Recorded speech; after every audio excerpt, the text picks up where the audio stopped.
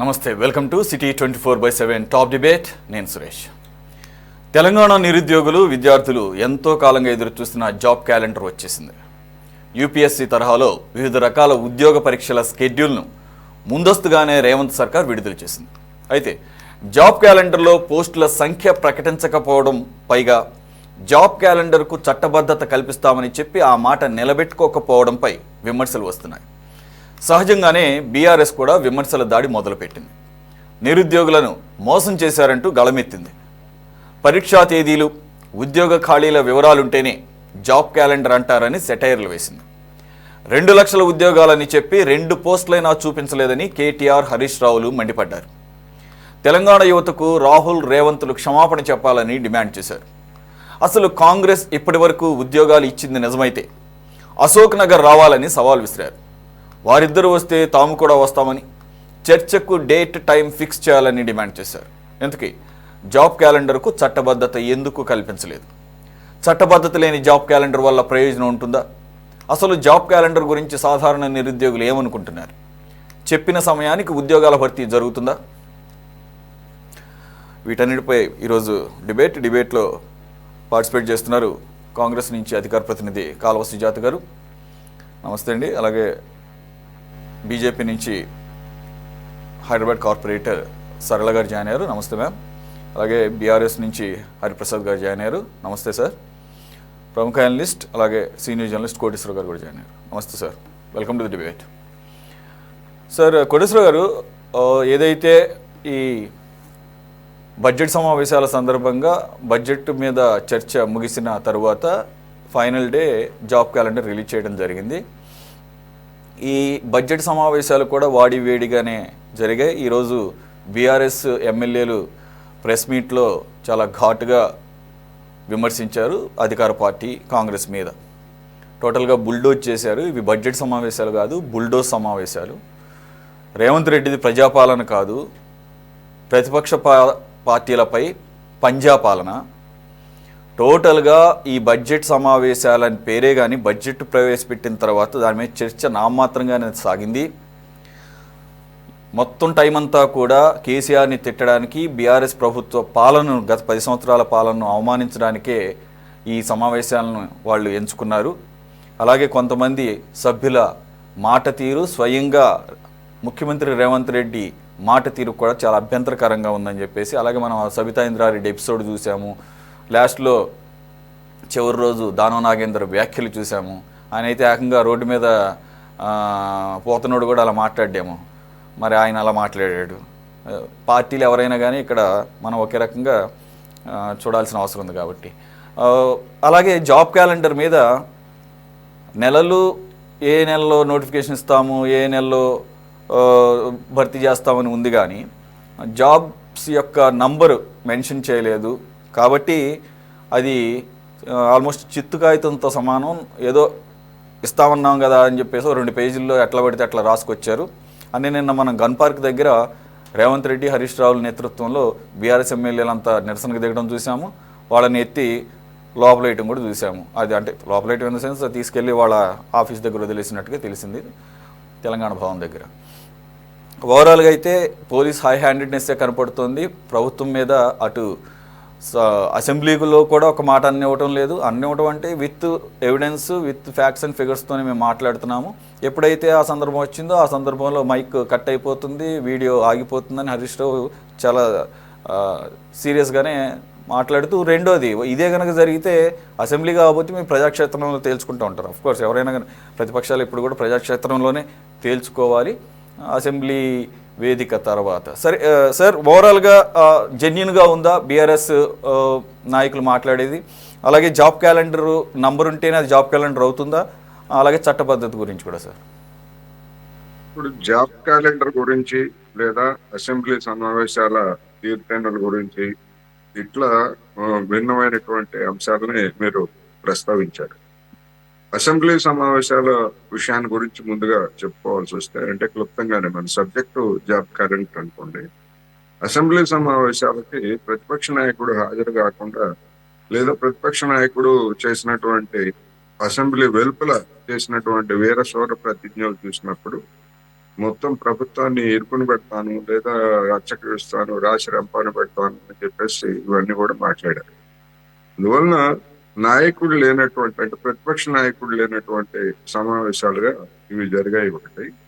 రెండోది, మొత్తం మీద చూసినప్పుడు మొత్తం మీద చూసినప్పుడు అల్టిమేట్ గా ఏం జరిగిందని జనానికి ఆ, ఏం కనిపిస్తా ఉందంటే, రేవంత్ రెడ్డి గారు వ్యవహరించినటువంటి పేరు, దాని మీద బీఆర్ఎస్ నేతల యొక్క స్పందన ఇది కనిపిస్తా ఉంది. రేవంత్ రెడ్డి గారి తీరు ఎట్లా ఉన్నది అంటే, బీఆర్ఎస్ నిరుకుని పెట్టిపోయి ఒక విధంగా ఆయనే తాను స్వయంగా ఎరుకుని పడిపోవడంతో పాటు కాంగ్రెస్ పార్టీని కూడా ఒక విధంగా ఎరుకుని పెట్టారనేటువంటిది మనకి స్పష్టంగా కనిపిస్తా ఉంది. ఎందుకంటే సభ వెలుపల జరిగినటువంటి మాటల్ని లేదా చర్చల్ని సభలో ప్రస్తావించడం, లేదా దాన్ని నేపథ్యంగా తీసుకొని బీఆర్ఎస్ ఎమ్మెల్యేలు, అంటే వాళ్ళు గతంలో కాంగ్రెస్ నుంచి ఫిరాయించినటువంటి వాళ్లే, అందులో ఎలక్షన్ అనేవి లేదు, వాటిని మాట్లాడటం ద్వారా రాష్ట్రం ప్రయోజనాలకు సంబంధించి ఆయన చర్చ కాకుండా వ్యక్తిగతమైనటువంటి దాడి లేదా ఆరోపణలు చేశారనేటువంటిది స్పష్టంగా కనిపిస్తోంది. దాని పర్యవసానాలు కూడా మనం చూసాం. అందువలన ఇది అధికార పక్షానికి, ముఖ్యంగా ముఖ్యమంత్రి స్థాయిలో ఉన్నటువంటి వ్యక్తికి ఇలాంటి ధోరణి సరైన కాదు అనేది ఈ సందర్భంగా మనం చెప్పుకోవాలి. దాన్ని మార్చుకోకపోయేట్లయితే అల్టిమేట్ గా జరిగింది ఏమిటి? డిఫెన్స్ లో పడినటువంటి బీఆర్ఎస్ పార్టీ అఫెన్స్ తీసుకొని ఎదురుదాడికి పూనుకునేందుకు రేవంత్ రెడ్డి గారు, కాంగ్రెస్ పార్టీ పెద్దలు, వ్యూహకర్తలు అవకాశం ఇచ్చారనేది ఇది ఒకటి. సరే, అది జనాన్ని ఏ విధంగా తీసుకుంటారు ఏమిటి అనేటువంటి ఒక పక్కనైతే, ఇక మీరు చెప్పినటువంటి ఈ జాబ్ క్యాలెండర్ గురించి బీఆర్ఎస్ నేతలకి నైతికంగా మాట్లాడేటువంటి అర్హత ఏముందనేటువంటి ప్రశ్న. తెల్లగాయితమో లేదా 4 పిచ్చి గీతలో, పిచ్చి రాతలో ఏదో ఒకటి పెట్టారు. ఆ మాత్రం కూడా మీరు 10 సంవత్సరాల కాలంలో ఎప్పుడు పెట్టినటువంటి పాపాన పోలేదు కదా. అందుకని మీరు దాని గురించి మీరు విమర్శ చేయడానికి ఎవరి పార్టీకైనా హక్కు ఉన్నది, దాన్ని నేనేం కాదనట్లేదు. కానీ ఒకటి పెట్టారు, ఆ పెట్టినటువంటి దాన్ని మంచి చెట్లు చర్చించండి, నాకేం అభ్యంతరం, ఎవరికి అభ్యంతరం ఉంది. కానీ మీరేమిటి అనేటువంటిది కూడా, మీరు గతంలో ఏం చేశారనేటువంటిది కూడా చెప్పుకుంటే అది సమగ్రంగా ఉండేది. ఇక ప్రభుత్వం పెట్టినటువంటి జాబ్ క్యాలెండర్ అనేటువంటిది ఏదో మొక్కుబడిగా పెట్టినట్టు ఉన్నది తప్ప మరొకటి కాదనేది నేను ఈ సందర్భంగా చెప్పదలుచుకున్నాను. ఎందుకు అంటే, ఈ రాష్ట్రంలో, తెలంగాణలో గత 10 సంవత్సరాల్లో ఏర్పడినటువంటి ఉద్యోగ ఖాళీలన్నీ, లేదా ప్రభుత్వాలు చేసినటువంటి నియామకాలు ఎన్ని అనేటువంటి దాని మీద రకరకాల అంకెల్ని గత 10 సంవత్సరాల నుంచి వింటూనే ఉంది. ఏ ప్రభుత్వం అయినా అది నిరంతర ప్రక్రియ కనుక, ప్రభుత్వము గడిచినటువంటి 10 సంవత్సరాల్లో 2014లో ఉన్నటువంటి జాబ్స్ అన్ని, వివిధ రంగాలు, వివిధ శాఖల్లో ఉన్నటువంటి జాబ్స్ అన్ని, రాష్ట్రం ఏర్పడే నాటికి ఉన్నటువంటి ఖాళీలన్నీ, 10 సంవత్సరాల తర్వాత ఇప్పుడు ఎంతమంది ప్రభుత్వ ఉద్యోగులు, టీచర్లు లేదా రిలేటెడ్ వాళ్ళు ఉన్నారు, ఎన్ని ఖాళీలు ఉన్నాయి అనేటువంటిది ఎవరికి తోచినటువంటి సంఖ్య వాళ్ళు చెప్తానే ఉన్నారు. దానివల్ల ఉపయోగం లేదు. రెండోది, అందువలన ఇప్పుడున్నటువంటి పరిస్థితుల్లో ఏ శాఖలో ఎన్ని ఖాళీలు ఉన్నాయి అనేటువంటి సంఖ్య కనుక అఫీషియల్ గా ప్రకటిస్తే, జాబ్ క్యాలెండర్ చూసుకునేటువంటి వాళ్ళకి ఏంటంటే ఒక అవగాహన ఉంటది. ఓ, టీచర్ గా ఖాళీలు 20,000 ఖాళీలు ఉన్నాయి, వీళ్ళు ఫలానా సంవత్సరం ఫలానా నెలలో నోటిఫికేషన్ అన్నారు అంటే ఆ 25,000 ఖాళీలు భర్తీ చేస్తారనేటువంటి ఆశ, దానికి ప్రిపరేషన్. ఇట్లా రకరకాల ఉద్యోగాలు అనేటువంటివి అవి ప్రకటించకుండా రేపు ఎన్ని ఇస్తారు, ఏమిస్తారు అనేటువంటిది ఒక అనిశ్చిత అనేటువంటిది డెఫినెట్ గా ఉంటది. అందుకని ఖాళీలు ఎన్ని ఉన్నాయో ముందు ప్రకటించాలి. ఇప్పుడు సుమారుగా, ఇప్పుడు చెప్తారు కదా, ఇప్పుడు మన ఉద్యోగ నియామకాల ప్రక్రియ సందర్భంలో ఇప్పుడు ఉన్నటువంటి ఖాళీలు ఇవి, వీటన్నిటిని భర్తీ చేసేంత వరకు ఈ ప్రక్రియ కొనసాగుతుందనో, లేకపోతే రాబోయేటువంటి ఖాళీలను కూడా కొంతమందిని నియమించడానికి ప్రభుత్వానికి అనుమతుందనో, ఇట్లాంటి కొన్ని షరతులు ఉంటాయి. ఆ విధమైనటువంటి అష్యూరెన్స్ అనేటువంటిది ఈ ప్రకటనలో, జాబ్ క్యాలెండర్ లో లేదు. అది లేనప్పుడు అది అసమగ్రంగానే ఉంటుంది. అనేది ఈ సందర్భంగా చెప్పదలుచుకుంది. రేపు ఇన్ని 2 లక్షలు ఉన్నాయనేటువంటిది అందరూ గతంలో ప్రతిపక్షంలో ఉన్నప్పుడు రేవంత్ రెడ్డి గారు, కాంగ్రెస్ వాళ్ళు చెప్పారు, అనేక మంది చెప్పారు. మరి ఆ 2 లక్షలకు సంబంధించినటువంటిది ఈ జాబ్ క్యాలెండర్ లో అది ప్రతిబింబించాలా లేదా? ప్రతిబింబించాలంటే ఏ శాఖలో ఎన్ని ఖాళీలు ఉన్నాయో చెప్పకుండా ఎట్లా నమ్ముతారనేటువంటి ప్రశ్న. అందుకని ఇది ఒక అసమగ్రమైనటువంటి జాబ్ క్యాలెండర్ ప్రకటన అనేది నేను ఈ సందర్భంగా చెప్తాను. ఇకపోతే సార్, చట్టబద్ధత ఉంటేనే అది జాబ్ క్యాలెండర్ కి ఒక దాన్ని ఏమంటారు, వ్యాలిడ్గా తీసుకుంటారా? చట్టబద్ధత అంటే ఇప్పుడు అసెంబ్లీలో చెప్పారు, అసెంబ్లీలో చెప్పిన దానికి ఒక శాంటిటీ ఉంటది. అదే దానికి చట్టబద్ధత వర్తిస్తుందా లేదా అనేటువంటిది అందరికీ తెలుసు. అసెంబ్లీలో చెప్పినటువంటి దానికి అంటే ఒక ప్రామిస్, అఫీషియల్ గా ప్రభుత్వం చేసినటువంటి ఒక ప్రామిస్. దానికి చట్టబద్ధత అంటే ఉదాహరణకి చట్టబద్ధంగా మేము ఫలానా నెలలో ఫలానా 2,000 లేదా 20,000 టీచర్ల పోస్టులు భర్తీ చేస్తాము అని చెప్పేసి చట్టబద్ధంగా చెప్పారనుకోండి. ఆ చట్టబద్ధత ఇప్పుడు తాజాగా వచ్చినటువంటి సుప్రీంకోర్టు తీర్పుతోటి ఎస్సీ రిజర్వేషన్ లో కేటగరైజేషన్ అయిపోయిన తర్వాతనే వాటిని భర్తీ చేయాలి అని చెప్పేసి ఎవరైనా కోర్టుకు వెళ్ళారనుకోండి, అది చట్టబద్ధతే, ఇది చట్టబద్ధతే. దేనికి వ్యాలిడ్ ఉంటది? అందుకని చట్టబద్ధత అనేటువంటి దానికి చేసేటువంటి వ్యాఖ్యలు నా అభిప్రాయం ప్రకారం చట్టం ఏం చెప్తుందో నేనైతే అధ్యయనం చేయలేదు, కానీ చట్టబద్ధత అనేటువంటి దానికి అర్థం లేదు. ఎందుకంటే అది కోర్టులో సవాల్ చేసినప్పుడు అనేక నోటిఫికేషన్స్ మరి బీఆర్ఎస్ హయాంలోనే అఫీషియల్ గా డిక్లేర్ చేసి ప్రభుత్వం ప్రకటించినవే వాయిదాలు పడ్డాయి కదా. మరి అది చట్ట విరుద్ధమా? ప్రభుత్వం అప్పుడు చేసినటువంటి కాదు కదా. అందువలన అది విమర్శ కోసం విమర్శ చేయడం తప్ప మరొకటి కాదు. దానివల్ల ప్రయోజనం కూడా లేదు అనేది మాత్రం నేను చెప్పదలుచుకున్నాను. రైట్. సుజాత గారు నమస్తే. నమస్తే అండి. రైట్. జాబ్ క్యాలెండర్ నిన్న రిలీజ్ చేయడం జరిగింది, అసెంబ్లీ చివరి రోజు ఆ సెషన్కి. ఆ తర్వాత అమెరికా పర్యటనకు వెళ్ళారు ముఖ్యమంత్రి రేవంత్ రెడ్డి గారు, కొంతమంది మంత్రులు కూడా. ఇకపోతే ఆ జాబ్ క్యాలెండర్ సమగ్రంగా లేదు అనేది ఈవెన్ అనలిస్ట్ గారు కూడా అభిప్రాయం. అయితే ఇక్కడ బీఆర్ఎస్కి మాత్రం ఎంతవరకు నైతిక బాధ్యత ఉంటుంది? ఓకే, నైతిక బాధ్యత పక్కన పెట్టండి, అందుకనే కదా పక్కన పెట్టారు. 2 పర్యాయాలు అవకాశం ఇచ్చారు, చేయలేదు కాబట్టి పక్కన పెట్టారు. కాబట్టి కాళ్ళది ఎందుకు ఏంటి అనేది కాసేపు పక్కన పెడదాం. ఎవరైనా అడగొచ్చు, సరే బీఆర్ఎస్ అడగదు, బీజేపీ అడగొచ్చు, లేదంటే నిరుద్యోగులే అడగొచ్చు, లేదంటే కనుక మేధావులు అడగొచ్చు, వాళ్ళకైనా సమాధానం చెప్పాలి కదా. మరి దాంట్లో జాబ్స్ యొక్క నంబర్, ఉద్యోగాల సంఖ్య పెట్టడానికి ఉన్న డిఫికల్టీ ఏంటి మీకు? గుడ్ ఈవినింగ్ అండి. మీకు ఛానల్ ప్రేక్షకులకి అలాగే నా తోటి పార్టిసిపెంట్స్ కూడా. ఫస్ట్ ఆఫ్ ఆల్ సరే అన్నయ్య ఏం చెప్పారు అనేది వాళ్ళ విశ్లేషకులు వారి విషయం వాళ్ళు మాట్లాడతారు. యాజ్ ఏ పొలిటీషియన్ గా, యాజ్ ఏ ప్రభుత్వంలో ఉన్నటువంటి నాయకురాలుగా ఈరోజు నేను ఒక విషయం చెప్తున్నా. జనరల్ గా ఒక జాబ్ క్యాలెండర్ లో డేట్లు అనేది, జాబ్ క్యాలెండర్ రిలీజ్ చేయలేదు, 100 రోజుల లోపలనే జాబ్ క్యాలెండర్ ఇస్తా అన్నారు అని అంటే మాకేం రిలీజ్ చేయడానికి మాకేం అభ్యంతరం లేకుండే. కానీ కొన్ని నేషనల్ ఎగ్జామ్స్ ఉంటాయి, ఆ డేట్లు వీటికి షింక్ కావద్దు అనే ఉద్దేశంతో జాబ్ క్యాలెండర్ అవన్నీ పూర్తిగా దాని మీద దర్యాప్తు చేసి ఎప్పుడు ఎక్కడ మనకు వాళ్ళకు ఎక్కడ కూడా డిస్టర్బ్ కావద్దు అనే ఆలోచనతోని ఈ జాబ్ క్యాలెండర్ డేట్స్ అనేది రిలీజ్ చేయడం జరిగింది. ఇకపోతే రెండవ విషయం అడుగుతారా, ఇందులో సంఖ్య ఎందుకు చెప్పలేదు అని అంటే ఒక విషయం అండి. 1,91,000 బిస్వాల్ కమిటీ చేసినటువంటి ఆ రోజు ఉన్నటువంటి ఉద్యోగ భర్తీలు అని అంటే అది ఒక పూర్తిగా అన్ని డిపార్ట్మెంట్లకు సంబంధించినటువంటి ఉద్యోగాలు. కానీ ఈ రోజు క్లియర్ గా ఈ పలానా డిపార్ట్మెంట్ కి పలానా ఎగ్జాము పలానా ఇది అని జాబ్ క్యాలెండర్ రిలీజ్ చేసినప్పుడు, రేపు పొద్దున జాబ్ క్యాలెండర్ రిలీజ్ చేసినప్పుడు సమయానికి కొంతమందికి వయోపరిమితి అయి రిటైర్డ్ అయిపోవచ్చు, కొన్ని కొత్త ఖాళీలు కావచ్చు, కొంతమంది అంటే చనిపోయి ఉండొచ్చు. ఎవరైనా ఇలా జరిగినటువంటి సంఘటనలు కొన్ని ఏమైనా తెలియని సంఘటనలు సడన్ గా జరిగితే అవన్నీ ఖాళీలు అవుతాయి. ఆ ఖాళీలు అయినటువంటివి ఇప్పుడే మనం ఎలా అవగాహనకు వస్తాము, ఎలా అవగాహనకు వచ్చి దీంట్లో ఇన్ని ఖాళీలు ఉన్నాయి, దీంట్లో అప్రాక్సిమేట్లీ పెడితే రేపు పొద్దున మళ్ళీ లొల్లి.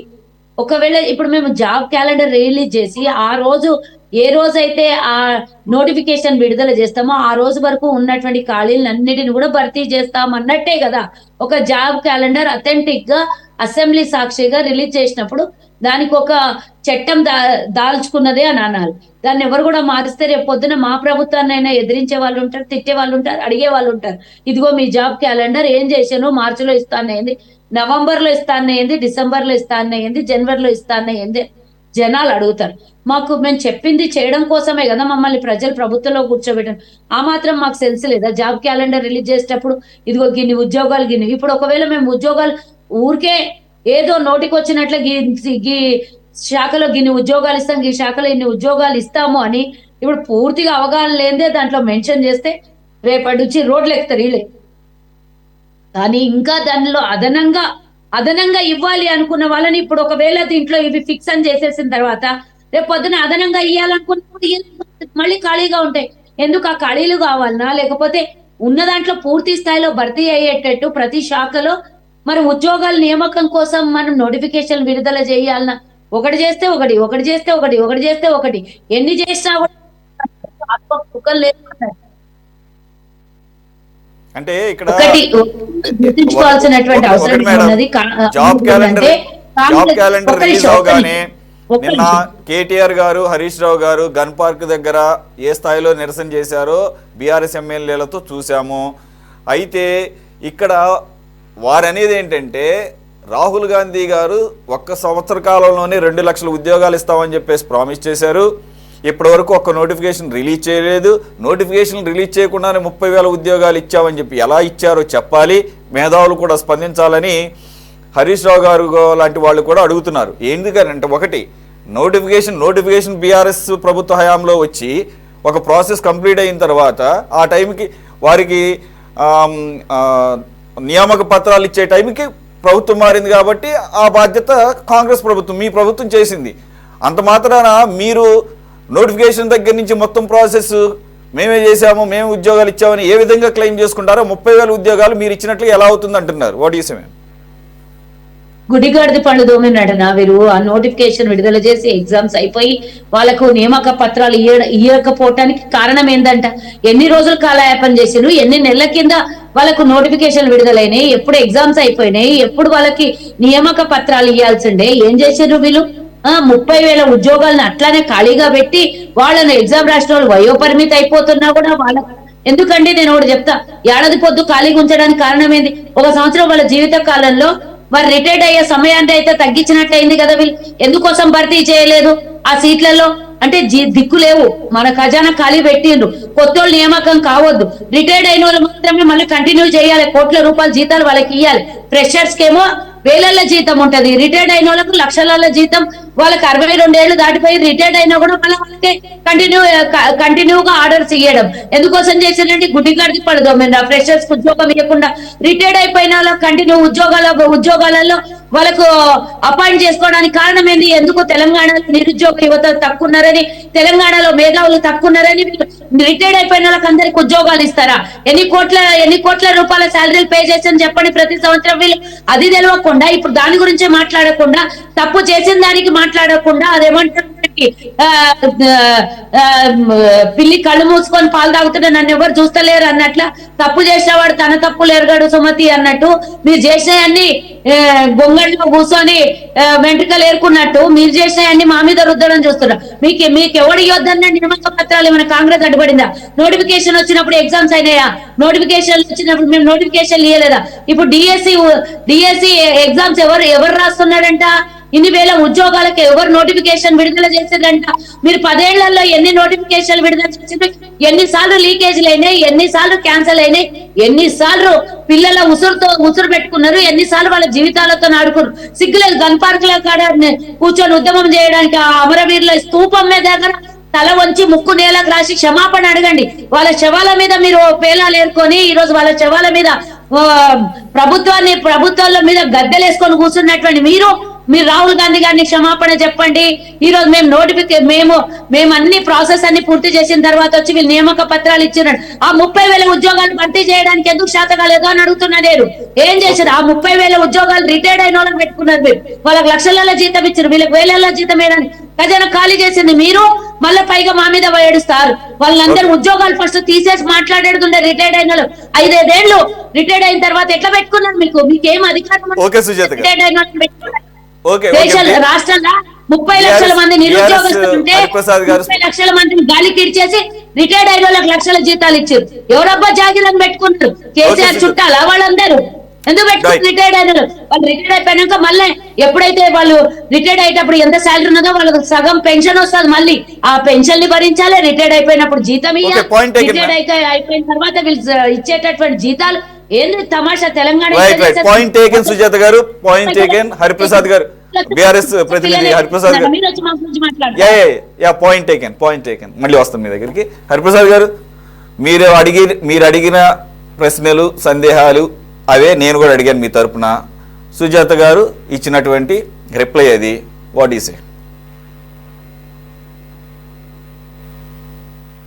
మీ ఆడియో ఒకసారి చెక్ చేయండి హరిప్రసాద్ గారు. ఆడియో మ్యూట్లో.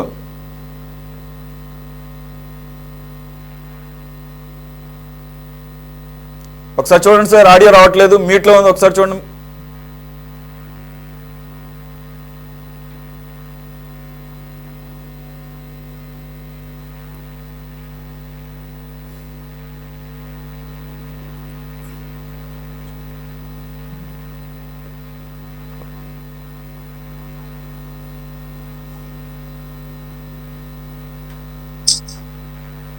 ఒక్క నిమిషం హరిప్రసాద్ గారు, కొద్ది ప్రాబ్లం ఉంది. ఈ లోపల అది సార్ట్అవుట్ చేద్దాం.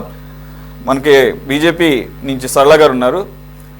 Madam, what is your reaction about the job calendar? ముందుగా ప్యానెల్లో ఉన్న పెద్దలందరికీ నమస్తే. జాబ్ క్యాలెండర్ గా స్పెసిఫిక్ గా ఏదైతే ఇప్పుడు అందరూ మాట్లాడటం జరిగిందో అందులో 20 కేటగిరీస్ ఆఫ్ డిపార్ట్మెంటల్ జాబ్స్ ఉన్నాయి, ప్లస్ యూపీఎస్సీ అన్ని కలిపి 20 కింద మనకి ఇష్యూ చేశారు. వారు ప్యానెల్ అనాలిసిస్ కూడా చెప్పారు. ఏమనంటే చట్టబద్ధత ఉండడమా లేదా అన్నది, అది నా ఆలోచనలో కూడా అది ఎప్పుడైతే అసెంబ్లీలో చట్టబద్ధత అయిన సభ, ఆ సభలో ఏది మాట్లాడినా అది చట్టం కిందే పరిగణిస్తారు. అంటే డిస్కషన్ అయ్యాక ఆ డెసిషన్ మేకింగ్ తీసుకున్నాక ఖచ్చితంగా అది దాంట్లో తీసుకున్నట్టే. కానీ నా కొలీగ్ రజిత గారు కూడా మాట్లాడినప్పుడు వారు చెప్పేది ఏంటి అంటే జాబ్ ని స్పెసిఫిక్ గా చెప్పడము, సంఖ్య ఇవ్వడము అంత సులభము కాదు అని వారు చెప్పడం జరిగింది. కానీ ఆ విషయంలో నేను దాన్ని ఖండిస్తున్నాను. ఎందుకంటే ఎనీ డిపార్ట్మెంట్ వాళ్ళకి ప్రతి డిపార్ట్మెంట్ కి కావాల్సిన సంఖ్య అన్నది అఫీషియల్ గా వాళ్ళ టేబుల్ మీద రావడానికి, అలాగే సపోజ్ 24 లో రిటైర్ అయ్యే ఎంప్లాయీ ఎవరు, 25 లో రిటైర్ అయ్యే వాళ్ళు ఎవరు, అలాగే ముందుగా రిటైర్ అయిన వాళ్ళు ఎంతమంది, సడన్ గా ఏదైనా ఇన్సిడెంట్ జరిగితే దట్ ఈస్ ఫైన్. కానీ వేరే విషయాల్లో ఖచ్చితంగా ఒక ఎంప్లాయీ ఎప్పుడు రిటైర్ అవుతారు అన్నది ప్రభుత్వం దగ్గర రికార్డు ఖచ్చితంగా ఉంటదని నేను అనుకుంటున్నాను. సో ఆ విషయంలో వారు ఆలోచిస్తే బాగుంటుంది. ఇంకా రెండో విషయంకి వస్తే జాబ్స్ సంఖ్య విషయంలో చెప్పడం ఎలాగా అని వారు చెప్తున్నారు. కానీ ప్రతి డిపార్ట్మెంట్ కి ముందు మాట్లాడుకున్నట్టు ప్రతి దానికి ఒక రికార్డ్, ఆ రికార్డ్ పరంగా వాళ్ళు ఇవ్వగలరు.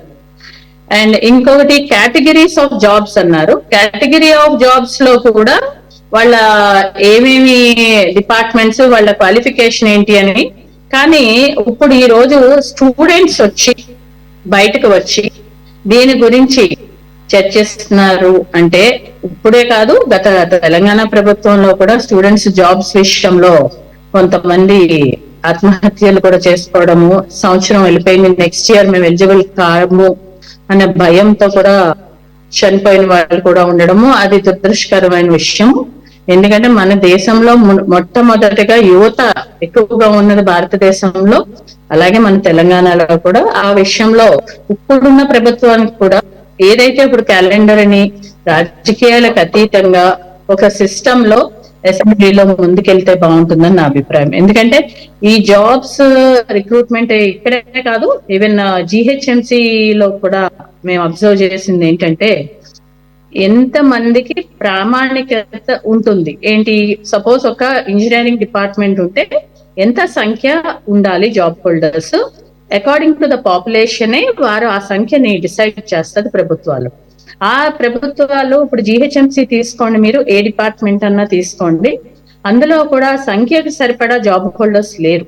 అంటే అక్కడ ఉన్న ప్రజల సంఖ్యకి వర్క్ చేయాల్సిన, సపోజ్ ఒక ఇంజనీరింగ్ డిపార్ట్మెంట్ వారు 5,000 మందికి అక్కడ డివిజన్ లో అక్కడ ఉన్న 5,000 మంది, ఎగ్జాంపుల్ ఇప్పుడు అంగన్వాడీ వర్కర్స్ వాళ్ళకు కూడా సంఖ్య ఇస్తారు, ఆశా వర్కర్స్ కి, PHOs వాళ్ళకి చెప్తారు 3,000 ఇళ్ళకి మీరు వెళ్ళాలమ్మా అని ఒక సంఖ్య ఉంటది. అంటే పోలియో గురించి వెరిఫై చేయడానికి కానీ, డెంగ్యూ ఫీవర్స్ గురించి వెరిఫై అలాగా ఒక ఎంప్లాయీ ఎంత పని చేయగలదు అన్నది ఖచ్చితంగా ప్రామాణికత ఉంటుంది. ఆ ప్రామాణికత ప్రకారం ఎంతమంది కావాలి అన్నది ప్రభుత్వం దగ్గర అది ఖచ్చితంగా లిస్ట్ ఉండాలి. ఆ లిస్ట్ ఈ రోజుకి అది ఇంకా రాలేదు అంటే, ఎందుకంటే జాబ్ క్యాలెండర్ రిలీజ్ చేసేటప్పుడే ఆ లిస్ట్ అన్నది ఉండడం సమంజసం. సో దాని గురించి మనము ఈ చర్చలో మరి అనుకుంటే బాగుంటుంది, దానికి సమాధానం ఉంటే బాగుంటుంది. Okay, right. హరిప్రసాద్ గారు,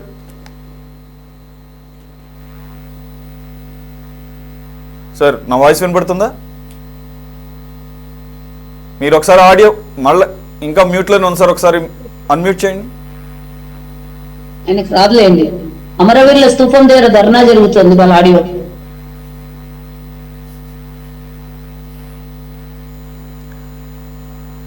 మ్యూట్ తీయండి అండి, మీది మ్యూట్లోనే ఉంది. హరిప్రసాద్ గారు, యు ఆర్ నాట్ న్యూ, మనం ఇంతకుముందు చాలాసార్లు డిబేట్లో కలిసాం. రైట్, ఓకే, చూద్దాం ఏం టెక్నికల్ ప్రాబ్లం. మేడం సుజాత గారు, మీరు అంటున్నారు కదా ఆడియో మీట్, దాని గురించి కూడా మీరు ఈ రకంగా బొంబాట్ చేశారనే ఈరోజు వేముల ప్రశాంత్ రెడ్డి గారు ఇది బడ్జెట్ సమావేశాలు కాదు, బుల్డోజింగ్ సమావేశాలు అవి, టోటల్గా కూడా బడ్జెట్ సమావేశాలకి ప్రాధాన్యత తగ్గించి బడ్జెట్ మీద డిస్కషన్ కూడా జరగకుండా కంప్లీట్గా బీఆర్ఎస్ని అలాగే విపక్షాలని బుల్డోజ్ చేసేయారు అని చెప్పేసి వేముల ప్రశాంత్ రెడ్డి గారు చాలా ఎగ్జాంపుల్స్ చెప్పారు. దాంట్లో భాగంగా ఆఖరికి భట్టి విక్రమార్క గారు కూడా ఆయన పంథానికి డిఫరెంట్గా వ్యవహరిస్తున్నారు, అబద్ధాలు ఆయన కూడా చెప్పడం స్టార్ట్ చేశాడు. ఆయన అయితే ఏకంగా సీతారామ ప్రాజెక్టు ద్వారా 75 కోట్ల ఖర్చుతో 150,000 ఎకరాలకి నీళ్ళు అందిస్తానంటే ఇక ఈయన రేంజ్ మామూలుగా లేదు. ఏకంగా కేంద్ర మంత్రిగాను నీటిపారుదల శాఖ మంత్రిగా తీసుకుంటే చాలా అద్భుతంగా పనికొస్తారని చెప్పేసి సెటైర్ కూడా వేయటం జరిగింది. ఇక ఓవరాల్గా చెప్పేది ఏంటంటే, ఏదైతే ప్రభుత్వ విధానాలను ప్రశ్నిస్తున్నామో ఆ సమయానికి మా మైక్ కట్ అవుతోంది, వీడియో కూడా వేరే వైపు మళ్ళుతోంది.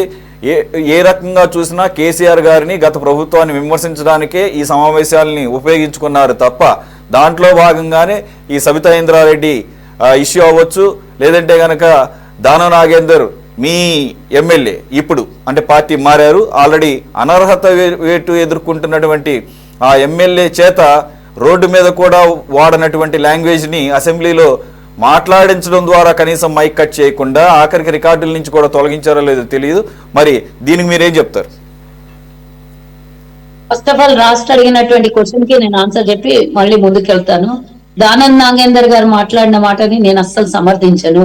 అలా మాట్లాడొద్దు, దాన్ని రికార్డుల నుంచి తొలగించాలి. ఇంతకు మించి దాని గురించి నేను మాట్లాడొద్దు, బాగోదు. ఆయన అసందర్భమైనటువంటి వ్యాఖ్యలు చేశారు. అఫ్ కోర్స్ బయట మాట్లాడుకుంటే బాగుంటది, అలాంటివి మనం అసెంబ్లీలో మాట్లాడొద్దు, నేను అలాంటివి ఎంకరేజ్ చెయ్యను.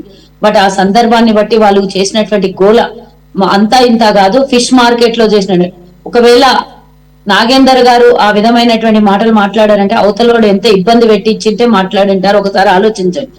మనం దేనికోసం వెళ్ళాము అసెంబ్లీకి. నేను దీన్ని ఎంకరేజ్ చేయట్లేదు, 100% ఆ భాషని నేను ఎంకరేజ్ చెయ్యను, దాన్ని నేను కూడా వ్యతిరేకిస్తాను. కానీ మనం ఏమన్నా ఫిష్ మార్కెట్ లో కూర్చున్నామా? వాళ్ళు చేసినటువంటి గోల ఏ ఒక్కరు, ఈవెన్ ముఖ్యమంత్రి గారు మాట్లాడుతున్నా కూడా వాళ్ళ కాకి గోల మనం చూసినాం. ఎక్కడో ఫిష్ మార్కెట్ లో కూర్చొని ఫిషెస్ అమ్ముకునే వాళ్ళ లెక్క వాళ్ళు చేసినటువంటి వ్యవహారం మనం చూసినాం.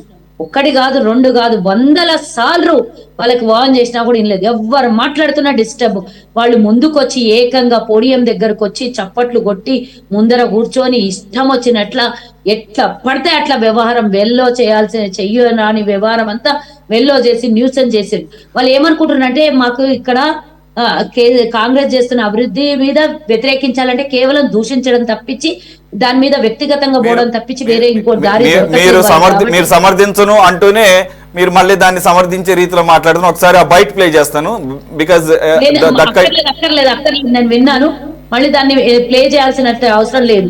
ఎందుకంటే దాన్ని నేనే ఖండిస్తున్నప్పుడు దాన్ని ప్లే చేసి ఇంకొకళ్ళకి చూపించడం కూడా దాన్ని అనవసరం అని నేను చెప్తున్నాను. ఒక్క పబ్లిక్ డొమైన్ లో ఉందిలేండి, అదే మనం చూపించాల్సిన అవసరం లేదు ఈ రోజుల్లో.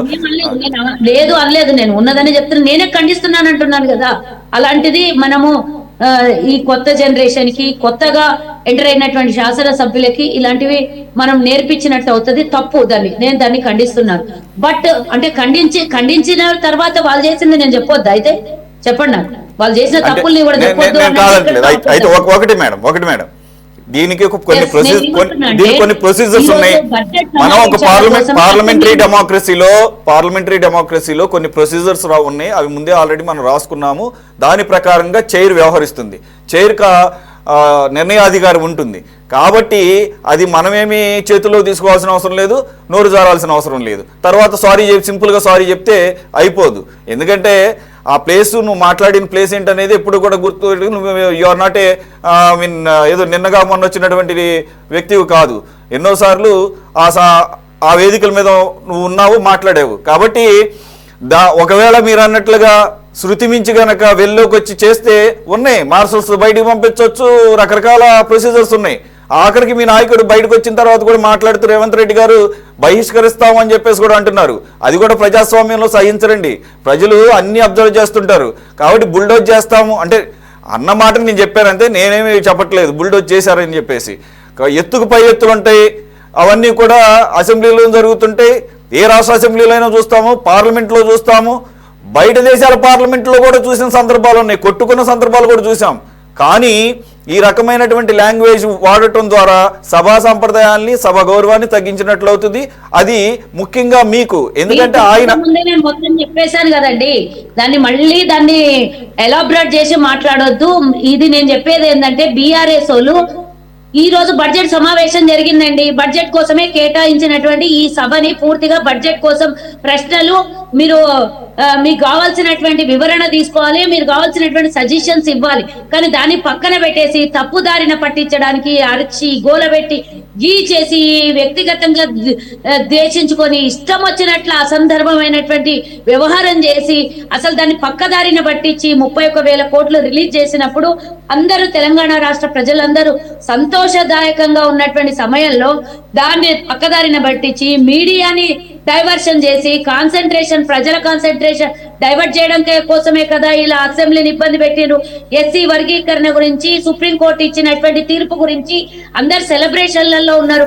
ఎందుకంటే బీఆర్ఎస్ వాళ్ళకి అసలు దళితులు అంటేనే పడదు. ఎందుకంటే దళిత నేత ఆడ కూర్చొని ఈ రోజు స్పీకర్ గా ఉన్నాడు కాబట్టి వాళ్ళు ఎదురుగుండా కూర్చొని వాళ్ళు ఇష్టం వచ్చినట్లు వ్యవహారం చేస్తున్నారు.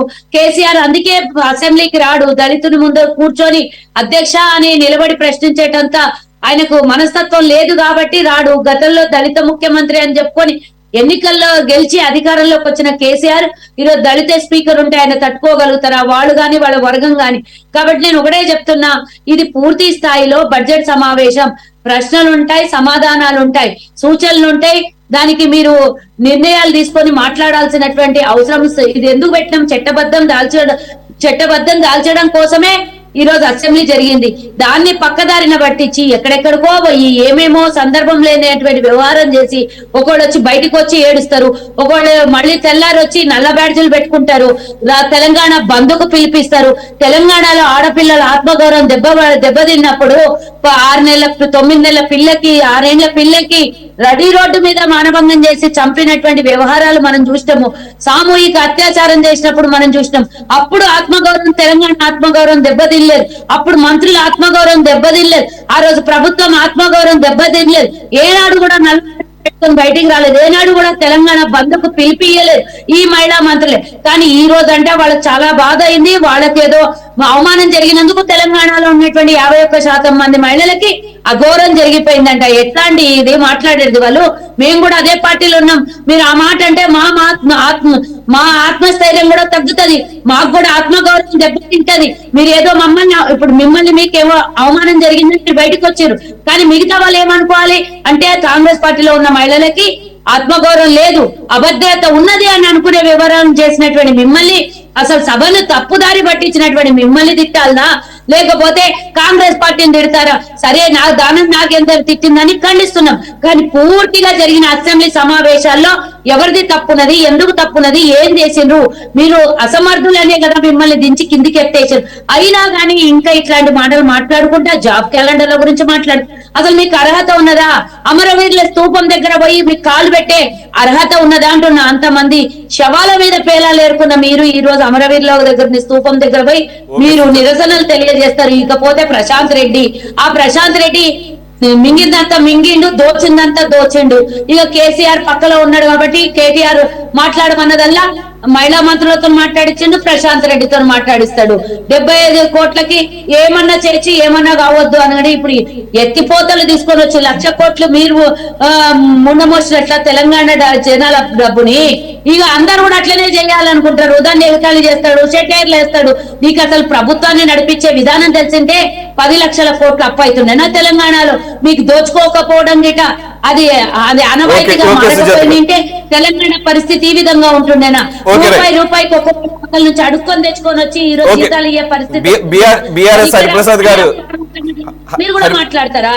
రైట్, హరిప్రసాద్ గారు మాట్లాడతారు సార్. ఓకేనా ఇప్పుడు సార్? మళ్ళీ మ్యూట్ లోనే ఉండటం సార్. ఇప్పుడు మాట్లాడుతుందా? ఇప్పుడు ఓకే సార్, ఫైనలీ. సరే, మీకు మరి ప్యానల్ ఉన్న పెద్దలందరూ కూడా నమస్కారం. సరే, నాది మ్యూట్ లో వచ్చుడుతోటే సుజాతక్కకు బాగా సమయం దొరికింది మమ్మల్ని తిట్టడానికి. కానీ వాళ్ళు వాస్తవాలు తెలుసుకోవాలి. అశోక్ నగర్ కు వచ్చి వాళ్ళ రాహుల్ గాంధీ గారు ఏం మాట్లాడిండ్రు, నిరుద్యోగులకు ఏ విధమైనటువంటి హామీ ఇచ్చిండ్రు, కానీ ఈ రోజు ప్రభుత్వం చేస్తున్నటువంటి పనిది ఈరోజు ఎన్ని మీరు ఉద్యోగాలు నింపేటువంటి ప్రయత్నం చేస్తా ఉన్నారు. సంవత్సరం వచ్చిన మొదటి ఏడాదిలోనే 2 లక్షలు అన్నారు, ఇచ్చిండ్రా? 2 లక్షల ఉద్యోగాలు భర్తీ ఎక్కడుంది? 8 నెలలు అయింది ప్రభుత్వం వచ్చి, 4 నెలలు అయితే ఇంకా ప్రభుత్వంకు 1 ఇయర్ అయిపోతుంది. మీరు 2 లక్షల ఉద్యోగాలు భర్తీ చేసిండ్రా? అసలు ఆలోచన చేసుకోవాలి. అదే విధంగా 4,000 నిరుద్యోగ వృత్తి ఇస్తా అని చెప్పిండ్రు, ఇచ్చిండ్రా? అది కూడా ఆలోచన చేసుకోవాలి. మీరు 6 గ్యారంటీల్లో పెట్టినటువంటి 2,500 మహిళలకు ఇస్తా అన్నారు, ఇచ్చిండ్రా? ఆసరా పెంచి 4,000 చేస్తా అన్నారు, ఇచ్చిండ్రా? ఈ రోజు అశోక్ నగర్ లో నిరుద్యోగుల దగ్గరికి వెళ్లి వీళ్ళ జాతీయ నాయకుడు రాహుల్ గాంధీ గారు, మేము రాగానే మా ప్రభుత్వం టిఆర్ఎస్ పార్టీ నిరుద్యోగులను మోసం చేసింది, మేము నిరుద్యోగ రహిత రాష్ట్రంగా తెలంగాణను తీర్చిదిద్దుదామని చెప్పి మాట ఇచ్చిపోయారు. ఏమైంది సార్ వారి మాట? ఈ రోజు ప్రభుత్వం ఇచ్చినటువంటి నిరుద్యోగ జాబ్ క్యాలెండర్ చిత్తు కాగితంతో సమానం సార్. ఎందుకంటే ఈ రోజు అసెంబ్లీలో ప్రవేశపెట్టే ముందు స్పీకర్ గారి పర్మిషన్ తీసుకోవాలి. ఒక సంతకం ఉందా స్పీకర్ గారు దాని మీద? కనీసం సంబంధిత మంత్రి గారితో ఒక సంతకం ఉందా? ముఖ్యమంత్రి గారిది ఉందా? ఏదో మేము ఇచ్చినాం కదా, రేపొద్దున ఇబ్బంది కలగకుండా మేము ప్రకటించినామని చెప్పి పేరుకు చెప్పుకోవడానికి మాత్రమే వారి ప్రకటన చేసినారు తప్ప వారికి ఖచ్చితంగా నిరుద్యోగ సమస్యను తీర్చాలనేటువంటి చిత్తశుద్ధి కాంగ్రెస్ పార్టీకి, రేవంత్ రెడ్డి గారికి లేదండి.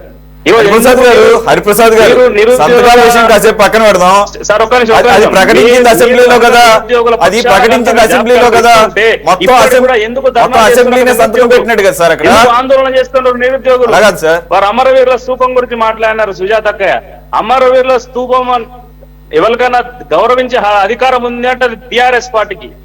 100 మందిని చంపింది మీరు, 1,400 మందిని సోనియా గాంధీ పొట్టను పెట్టుకుంది. అన్నది మర్చిపోయిందా అక్కయ్య? మర్చిపోయారా? బలిదేవతని సోనియా గాంధీని కీర్తించింది. మేము సోనియా గాంధీని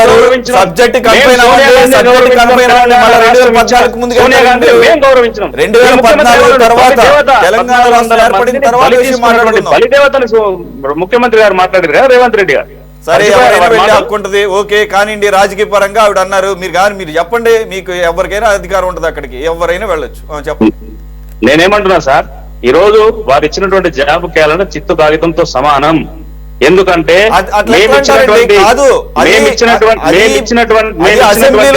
ఎలక్షన్ల టైంలో 30,000 ఉద్యోగాలు వారు కాగితాలు నియామక పత్రాలు పంచి వారి ఖాతాలో వేసుకున్నారు. ఈరోజు ఏ శాఖలో ఎన్ని ఉద్యోగాలు ఖాళీలు తీయండి, దాని యొక్క మీరు చేసే పని పకడ్బందీగా చేయండి, ఉద్యోగ భర్తీలు చేయండి. కానీ నామమాత్రంగా మేము ఇచ్చినాం కదా అని చెప్పి చెప్పుకునేటువంటి విధంగా కాకుండా, నిరుద్యోగులు పొట్టగొట్టే విధంగా కాకుండా, నిరుద్యోగులు ఇంకా మోసం చేసే విధానంలో కాకుండా, ఏ శాఖలో ఎన్ని ఖాళీలు ఉన్నాయి, ఎప్పటి వరకు ఏ ఉద్యోగాలను నియామకం చేస్తారు అని చెప్పి మీరు స్పష్టంగా ఒక పారదర్శకంగా ఒక విధానాన్ని రూపొందించండి. అంతే తప్ప ఏదో మేము ఇచ్చినాం అయిపోతుంది అన్నట్టు కాకుండా, ఈరోజు మీరు చేసినట్లయితే ఇంకా కూడా ఇప్పటికి కూడా ఎందుకు ధర్నాలు చేస్తారు నిరుద్యోగులు? మీరు ఇదే జాబ్ క్యాలెండర్ ఓయూ దగ్గరకు వచ్చి ప్రకటించేటువంటి దమ్ము కాంగ్రెస్ పార్టీకి ఉందా? అశోక్ నగర్ చౌరస్తాలకు వచ్చి ప్రకటించేటువంటి ఈ జాబ్ క్యాలెండర్ ప్రకటించేటువంటి దమ్ము కాంగ్రెస్ పార్టీ నాయకులకు ఉందా? ఇదే ఉప ముఖ్యమంత్రి గారికి ఉందా? అలాగా మీరు చెప్పేదే నిజమైతే, ఒక్క నిమిషం హరిప్రసాద్ గారు, మీరు చెప్పేదే నిజమైతే ఈ పాటికి తెలంగాణ అట్టుడికి పోవాలి కదా. ఒక హైదరాబాదే కాదు, అన్ని జిల్లాల్లోనూ కాదు.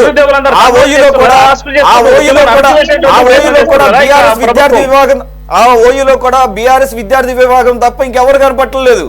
ఇది రాజకీయపరమైన ఆందోళన తప్ప 100% అదే అక్కడ. చూడండి, తెలంగాణ భవన్ కు వచ్చి విద్యార్థి నాయకులు కలిసి మాకు మద్దతు ఇవ్వండి సార్ అని చెప్పారు. నిరుద్యోగుల పక్షాన బీఆర్ఎస్ పార్టీ ప్రభుత్వం మోసం చేసింది. ఈ ముఖ్యమంత్రి మాకు అనేక హామీలు ఇచ్చి మమ్మల్ని మోసం చేసి మా ఓట్లు దండుకొని ఈ రోజు మమ్మల్ని మోసం చేసేటువంటి పని చేస్తుండే కనుక బీఆర్ఎస్ పార్టీ నాయకులు ప్రతిపక్షంలో ఉంది కనుక మీరు మద్దతు ఇవ్వాలని చెప్పి, మేము చేసే ఉద్యమాల్లో మీరు పాల్గొనాలని చెప్పి తెలంగాణ భవన్ కు వచ్చి వాళ్ళు వారి మద్దతును అడిగినారు సార్. ఓకే, తప్పదు. వీళ్ళు చేసే అరాచకాలను మద్దతిస్తూ పోవాలా? ఈరోజు ఏం మాట్లాడు దానం నాగేందర్ ఏం మాట్లాడతాడు? ఈరోజు జాబ్ క్యాలెండర్ ప్రకటించిన తర్వాత స్పీకర్ గారు ప్రతిపక్షంలో ఉన్నటువంటి సభ్యులకు దాని మీద చర్చించడానికి సమయం అడిగితే సమయం ఇవ్వకుండా ఈ బూతులు మాట్లాడే ఎమ్మెల్యేలకు టైం ఇస్తాడా? ఏం పద్ధతి ఇది? అసెంబ్లీని ఈ విధంగా నడుపుకుంటారా మీరు?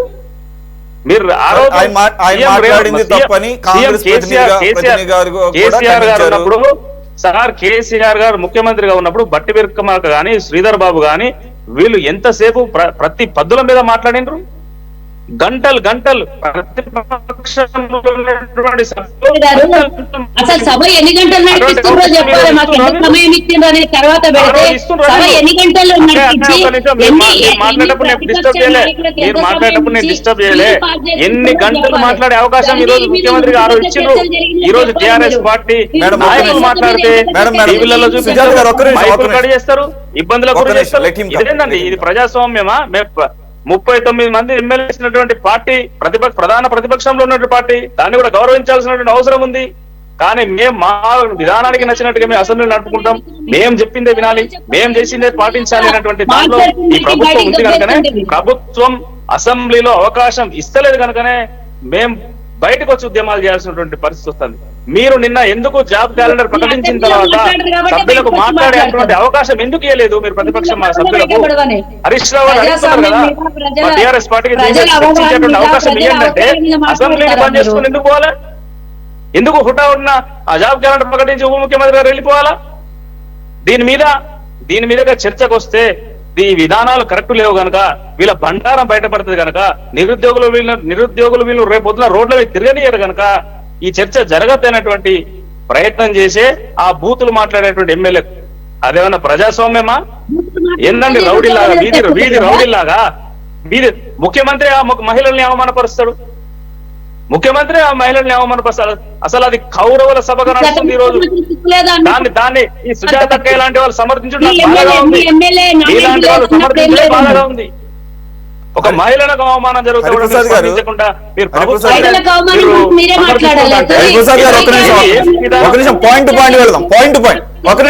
గారు ప్లీజ్ సుజాత్ గారు మీరు ఒక్క నిమిషం సుజాత్ గారు ప్లీజ్. హరిప్రసాద్ గారు ఒకటే దానం నాగేందర్తో పక్కన పెడదాం. మేడం గారు కూడా she regretted about those comments. Okay, వదిలేసేయండి. అది అది ఎవరు సమర్థించరు. నేనైతే పూర్తిగా ఖండిస్తున్నాను. అసలు అటువంటి అవకాశం ఒక్క నిమిషం ముఖ్యమంత్రి గారు బయట చెప్తారు. ఒక్క నిమిషం ఆగండి సార్. సబితా ఇంద్రారెడ్డి గారిని ఏమన్నారని చెప్పేసి మీరు ఏకంగా రాష్ట్ర బంధుకు పిలిపించారు. ఏమన్నారని దాంట్లో అంత అంటే నేను అన్నారా లేదా అని నేను డిసైడ్ చేయను. ఆ స్థాయిలో ఏం జరిగిందని. సరే, ఇప్పుడు దానం నాగేంద్ర అంటే శృతి మించి మాట్లాడాడు, తప్పేం లేదు. సార్ ఒక్క నిమిషం, నీ వెనుక ఉన్నటువంటి అక్కలు నమ్మకు వాళ్ళు అంటే అది మంచి పద్ధత సార్? నేను కనుక ఇప్పుడు మాట్లాడి సుజాత నా మాట అంటే వాళ్ళు సహించుకుంటారా? అది తప్పు కదా సార్? ఆ మహిళల్ని అగౌరవపరచుడు పద్ధత సార్? కరెక్ట్ అది? అరే, కేసీఆర్ గారు వాడిన భాష మనం పోల్చుకుంటే ఏదో పెద్ద భాష అండి. మీరు మరీ అట్లా మాట్లాడతారు. అది నేనేమంటున్నానంటే దేనికైనా ఒక లిమిట్ ఉంటుంది. మీరు ప్రజా సమస్యల మీద మాట్లాడండి. చాలా సాంప్రదాయబద్ధంగా 10 సంవత్సరాలు టిఆర్ఎస్ పార్టీ రూల్ చేసింది ఇక్కడ. మొత్తం సభా సమయాన్ని వృధా చేసినప్పుడు మరి మిమ్మల్ని కూడా తప్పు పడతారు. ప్రజలు మిమ్మల్ని కూడా గమనిస్తుంటారు. మీ పాత్ర సరిగ్గా ప్రతిపక్షంగా పోషిస్తున్నారో లేదనేది. సరే, ఏదో జరిగింది, నొచ్చుకున్నారు, అక్కడితో అయిపోకుండా మళ్ళీ నల్ల బ్యాడ్జీలతోనూ ఏకంగా రాష్ట్రం అంతా మా సమస్యను, వ్యక్తి సమస్యని రాష్ట్ర సమస్యగా మార్చేద్దామని చూస్తే ఎట్లా? ఒక్క నిమిషం, కోటేశ్వర గారి అభిప్రాయం తీసుకుని మళ్ళీ మీ దగ్గరికి వస్తాయి, ఎందుకంటే మీకు సమయం తక్కువ ఇచ్చాం కాబట్టి. కోటేశ్వర గారు, ఇప్పుడు నేను ముందే చెప్పాను, ఇప్పుడు బీఆర్ఎస్ ని ఇరుకుని పెట్టబోయి దానం నాగేందర్ వ్యవహారంలో కానివ్వండి, లేదా ముఖ్యమంత్రి గారు సబితా ఇంద్రారెడ్డి పరోక్షంగా కామెంట్స్ చేసిన ఇవన్నీ కూడా ఏంటంటే వాళ్ళకి అవకాశం ఇచ్చారు అనేటువంటిది మనకి స్పష్టంగా కనిపిస్తూ ఉంది. ఎందుకంటే దాని పర్యవసానాలని అనుభవించేది కాంగ్రెసే కదా. ఇప్పుడు దాని మీద గొగ్గలు పెడుతున్నది కాంగ్రెసే కదా.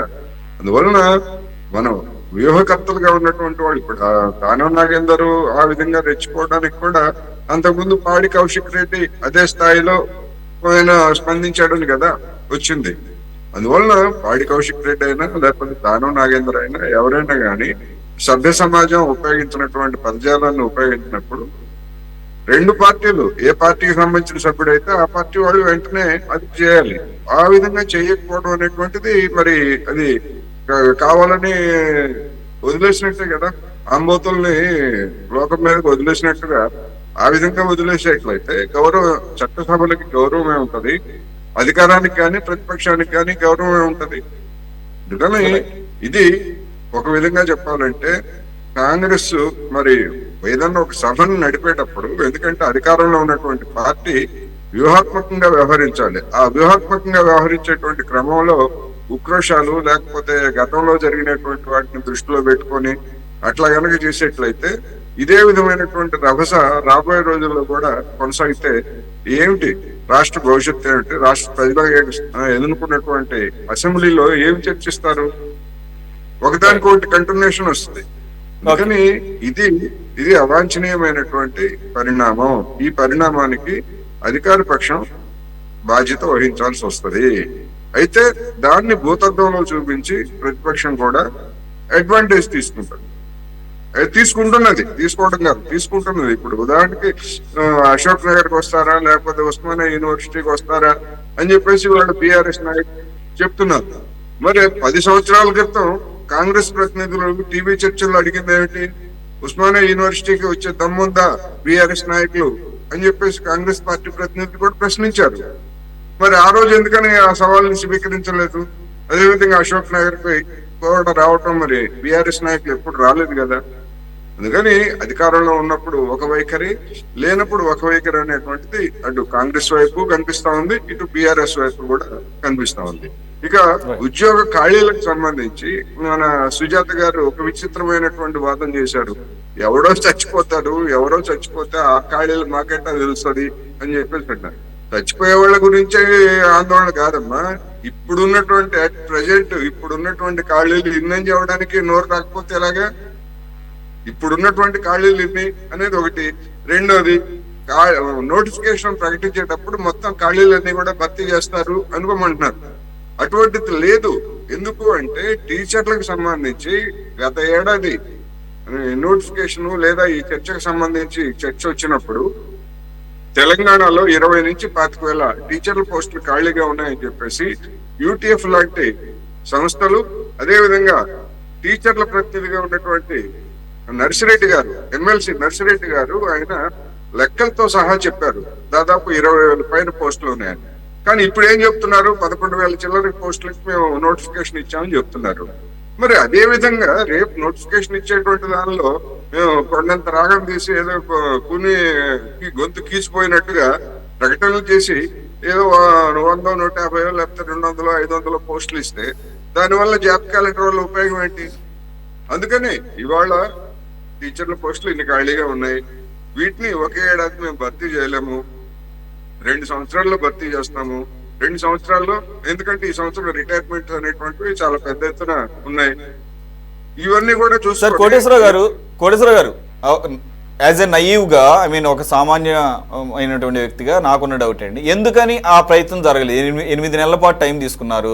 What is so difficulty in I mean announcing the number of vacancies?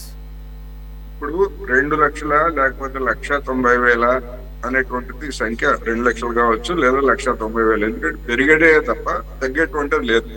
ఒక్కసారిగా అన్ని లక్షల ఉద్యోగాలని నింపగలిగినటువంటి, భర్తీ చేయగలిగినటువంటి ఆర్థిక శక్తి ఈ రాష్ట్ర ప్రభుత్వానికి ఇవాళ ఉన్నదా అంటే లేదు. అది చెప్పుకోలేరు. ఎందుకు అంటే ఇవాళ ఉన్నటువంటి ఆర్థిక పరిస్థితుల్లో ఏదో విధంగా కాలం గడిపేసి నెట్టేసుకొని వెళ్ళిపోదాం అనేటువంటి ధోరణి తప్ప గడిచినటువంటి 10 సంవత్సరాల్లో బీఆర్ఎస్ అదే పనిచేసింది.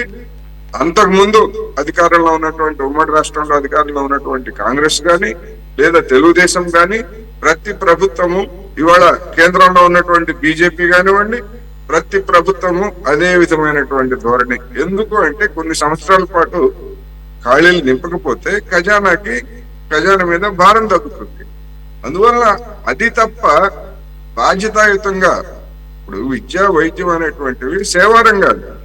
ఆ సేవా రంగాల్లో కూడా టీచర్లు లేకుండా స్కూళ్లు నడుపుతారు, వైద్యులు లేకుండా ఆసుపత్రులు నడుపుతారు.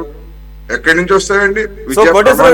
కోటేశ్వర గారు, ఈ ఆర్థిక భారాన్ని తప్పించుకోవడానికి ఇంకొక ప్రధానమైన కారణం ఫ్రీబీస్. ఏవైతే ఈ ఫ్రీబీస్ గత 20 సంవత్సరాలుగా ప్రతి ఎలక్షన్స్ కి కూడా ఇబ్బడి ముబ్బడిగా పెరిగిపోతున్నాయి. అంటే ఆ హామీలు అమలు చేయడానికి డిఫికల్టీ ఏర్పడుతుంది కాబట్టి, అది వాళ్ళ ఓటు బ్యాంక్ మీద ఇంపాక్ట్ చూపిస్తుంది కాబట్టి ప్రిఫరెన్షియల్ గా దీనికి ఇచ్చినటువంటి ప్రిఫరెన్స్ ఉద్యోగాల భర్తీకి ఇవ్వటం లేదని అర్థం చేసుకోవచ్చు సార్.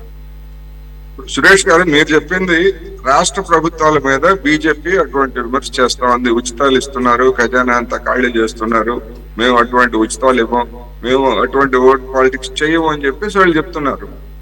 అది రాష్ట్రాలకు సంబంధించి. మరి కేంద్రంలో అటువంటి ఉచితాలు ఏమి లేనప్పుడు కేంద్ర ప్రభుత్వం రైల్వేల్లో గానీ లేదా ఇతర సంస్థల్లో గానీ ఉన్నటువంటి ఉద్యోగాలను ఎందుకని భర్తీ చేయడం లేదు?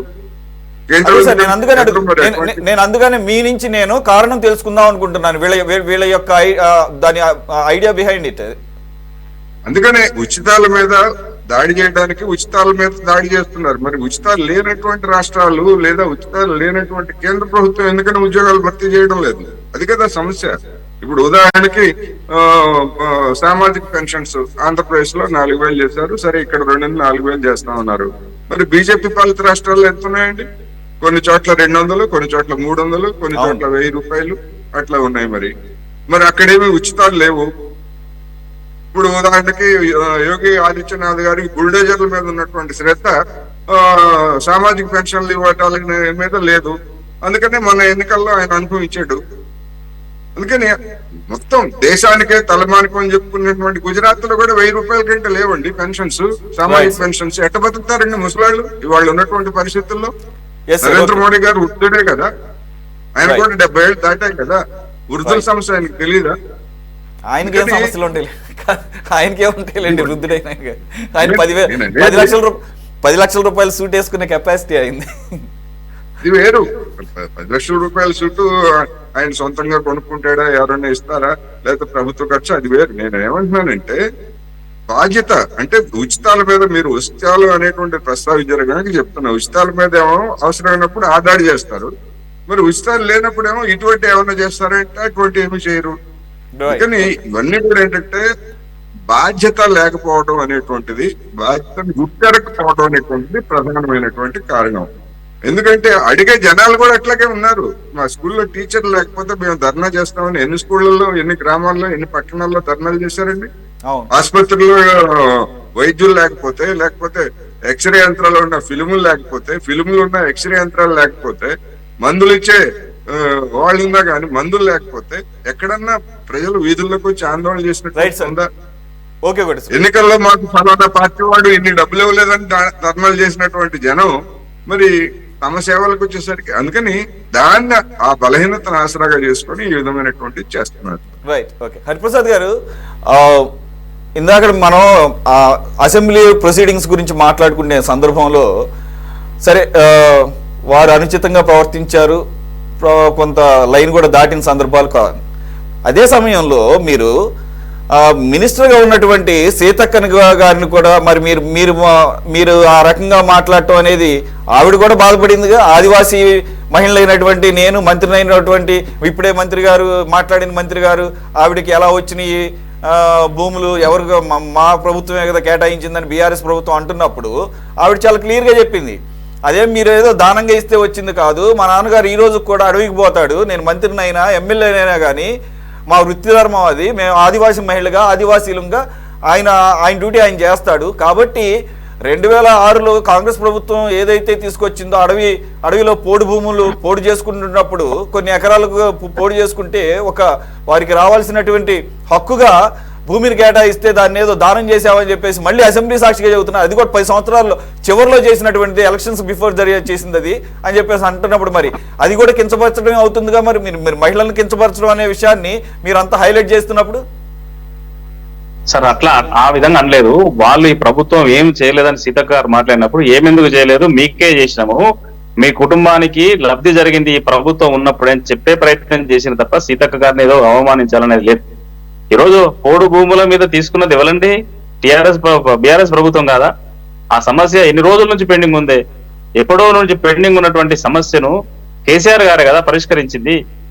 ఆ రోజు ఆదిలాబాద్ లో గానీ, వరంగల్లో గానీ, మహబూబ్ నగర్ లో నల్గొండ గానీ ఉన్నటువంటి సమస్యను పరిష్కరించింది టీఆర్ఎస్ ప్రభుత్వం.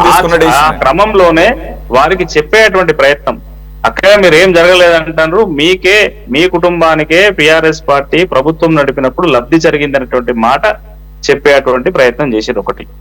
సార్ మేము కూడా ఈ ప్రభుత్వాన్ని కోరేది ఒకటే, మీరు అసంపూర్తిగా ఏం వివరాలు అందులో వెల్లడించకుండా ఉద్యోగ భర్తీలకు జాబ్ క్యాలెండర్ ప్రకటించారు. దీని మీద స్పష్టమైన విధానం ఈరోజు ఉద్యోగుల్లో భరోసా కల్పించాల్సిన అవసరం ఉంది. ఎందుకంటే వాళ్ళ జాతీయ నాయకుడు ఇక్కడికి వచ్చి 2 లక్షల ఉద్యోగాలను మా ప్రభుత్వం రాగానే 1 సంవత్సరం లోపటినే మేము భర్తీ చేసి చూపిస్తామని చెప్పి రాహుల్ గాంధీ గారు, రేవంత్ రెడ్డి గారు పిసిసి అధ్యక్షుని హోదాలో, వారప్పుడు కాంగ్రెస్ పార్టీ జాతీయ నాయకుని హోదాలో వచ్చి చెప్పిండ్రు కనుక మీరు దాన్ని పక్షాన మీరు ఆ పనిని చేయండి అని చెప్పి వాళ్ళకు వారి బాధ్యతను గుర్తు చేస్తున్న ఒక ప్రధాన ప్రతిపక్షంగా వారు నిరుద్యోగులకు ఇస్తానన్న 4000 నిరుద్యోగ భృతిని ఇవ్వాలని చెప్పి మేము అడుగుతా ఉన్నాం. ఆ కాంగ్రెస్ పార్టీ అధికారంలో తొలి క్యాబినెట్ లోనే మెగా డిఎస్సి పెడతా అని చెప్పింది. మెగా డిఎస్సి పెట్టి ఉద్యోగ పోస్టులన్నీ కూడా 6 నెలల్లో భర్తీ చేస్తాం చేసిందా సార్ వీళ్ళు? అదే విధంగా ఏడాది లోకన్నే ఎస్సీ ఎస్టీ బీసీ బ్యాక్లాగ్ పోస్టులన్నీ కూడా భర్తీ చేస్తామని చెప్పింది.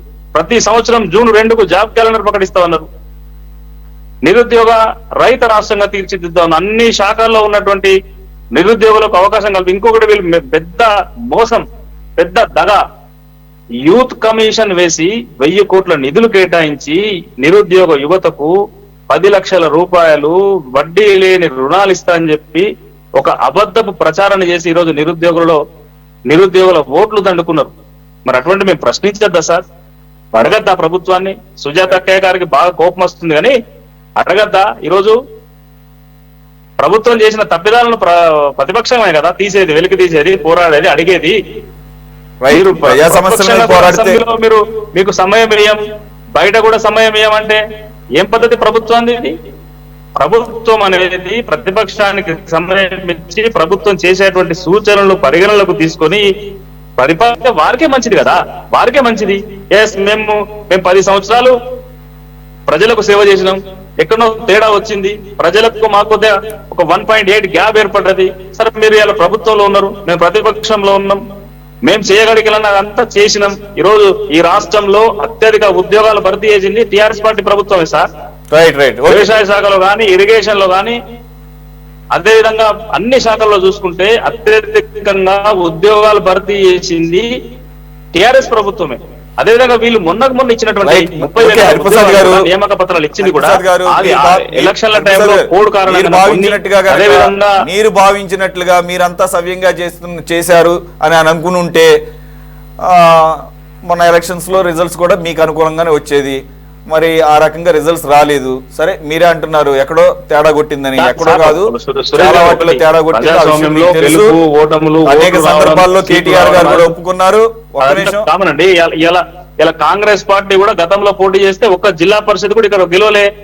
మున్సిపల్ కార్పొరేషన్ అదే కాదు యాటిట్యూడ్ కూడా చూస్తుంటారు ప్రజలు, యాటిట్యూడ్ కూడా పరిశీలిస్తుంటారు సార్. సరే ఎనీవే అయిపోయిన దానికి ఎలాగో ఇంట్రోస్పెక్ట్ చేసుకుంటారు. ప్రజా సమస్యల మీద మీరు పోరాడుతా ఉన్నారు. Right, we will welcome it. Right ఒక్క నిమిషం హరిప్రసాద్ గారు, చాలాసేపు అయితే నేను సరళ గారితో తీసుకుని, ఇంకోటి మన సమయం కూడా ఎక్కువ లేదు. నేను అందుకనే మీకు చాలాసేపు ఆడియో ప్రాబ్లం ఉంది కాబట్టి నేను మీకే ఎక్కువ సమయం ఇచ్చాను. సరళ గారు, సారీ మ్యామ్, మాకు కొద్దిగా చాలా గ్యాప్ వచ్చింది. మనం అసెంబ్లీ ప్రొసీడింగ్స్, మీరు కూడా అసెంబ్లీలో రిప్రజెంట్ చేస్తున్నారు కాబట్టి అసెంబ్లీ ప్రొసీడింగ్స్ గురించి బీజేపీ ఏమనుకుంటుంది? ఈరోజు వేముల ప్రశాంత్ రెడ్డి కానీ, లేదంటే కనుక మిగిలిన బీఆర్ఎస్ కౌశిక్ రెడ్డి గారు కానీ వీళ్ళంతా పెట్టినట్టుగా మీడియా సమావేశంలో ఆరోపించినట్టుగా ఆ రకంగా అసెంబ్లీ ప్రొసీడింగ్స్ జరిగాయని మీరు కూడా భావిస్తున్నారా? ఎందుకనంటే మిమ్మల్ని కూడా విమర్శించారు బీఆర్ఎస్ వాళ్ళు, బడే బాయ్ చోడే బాయ్ అని. అక్కడ బీజేపీ కేంద్రంలో, ఇక్కడ కాంగ్రెస్ అని చెప్పేసి. సరే, రెండిటికి కూడా పూర్తి భిన్నమైనటువంటి సిద్ధాంత స్వరూపాలు ఉన్నటువంటి పార్టీలు, కానీ యాడ్ చేశారు కాబట్టి యువర్ ఒపీనియన్ మ్యామ్ ఓవరాల్గా అసెంబ్లీ ప్రొసీడింగ్స్ మీద?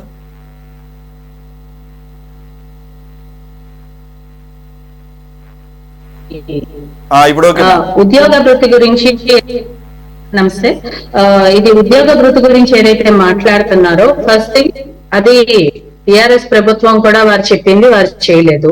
స్కాలర్షిప్స్ అన్నారు, స్కాలర్షిప్స్ ఇవ్వలేదు. విద్యార్థుల విషయంలో వాళ్ళు శ్రద్ధ తీసుకున్నారా లేదా అన్నది స్పష్టంగా ఆన్ రికార్డ్స్ కనిపిస్తున్నాయి. That is one. సెకండ్, మన అనాలిసిస్ పెద్దలు చెప్పింది ఏంటంటే బీజేపీ ప్రభుత్వం కూడా వారు ఏం చేస్తారని చెప్పడం జరిగింది. దానికి సమాధానంగా రోజ్గార్ మేళా కింద ఆన్లైన్ రిక్రూట్మెంట్స్ తో 1,00,000కు పైగా ఆన్లైన్ తో చేయడం జరిగింది. అది స్పష్టంగా పేపర్ లో ఏదైతే ఇప్పుడున్న ప్రభుత్వాలు నెంబర్స్ ఇవ్వకుండా ఎలా చేశారో అలాగా భారతీయ జనతా పార్టీ ప్రభుత్వం, కేంద్ర ప్రభుత్వం చేయలేదు.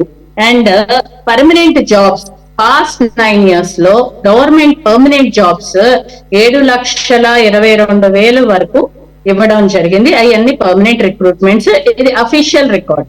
అండ్ ఇదే కాకుండా రోజ్గార్ మేళాలో కూడా ఆల్ ఇండియా లెవెల్లో వాళ్ళు ఆన్లైన్ లో ఏదైతే జాబ్స్ పెట్టారో ఇవి ఇవ్వడం జరిగింది. డిపార్ట్మెంట్స్ వైజ్ గా ప్రతిదీ కూడా మన కేంద్ర మంత్రి అయిన కిషన్ రెడ్డి గారు క్లియర్ గా పీపీటీలో ఎన్ని లక్షల ఉద్యోగాలు ఇచ్చారు అన్నది ఆన్ రికార్డ్, ఆన్ పేపర్ తో ప్రకటించడం జరిగింది. ఇప్పుడు నేను చదివే ఫిగర్స్ కూడా హిందూ ఎకనామికల్ టైమ్స్ రికార్డ్ రాసిన అఫీషియల్ రిపోర్ట్ గురించి నాకున్న నాలెడ్జ్ లో నేను మీకు చెప్పడం జరుగుతుంది.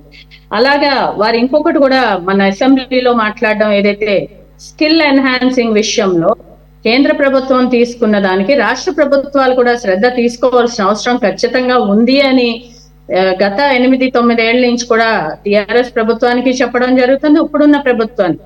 ఓకే, అది ఒక పాయింట్. ఇంకొకటి, ఈ జాబ్స్ విషయంలో అసెంబ్లీలో వీళ్ళు సబ్ కమిటీ రిపోర్ట్స్ తీసుకుంటాము, దాని గురించి మేము నియమిస్తున్నాము అని కూడా చెప్పడం జరిగింది.